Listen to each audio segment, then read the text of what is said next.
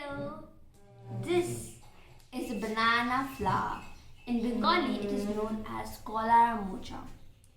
This is huge in size and has a lot of nutritious value.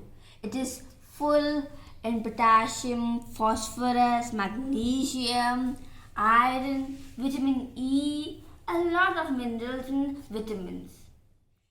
Today, my grandma will make a special dish from kolar mocha, also known as banana flour. Now, I would like to tell you how do we cook a banana flour.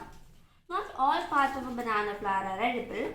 Some of them we do not cook. Like this outer covering of a banana flour, we take that out. We take it out. And the rest of the part here.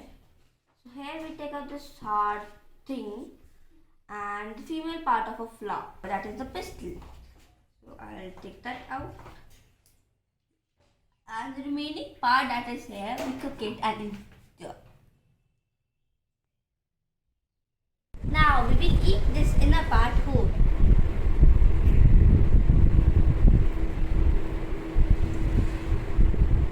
This is my grandfather.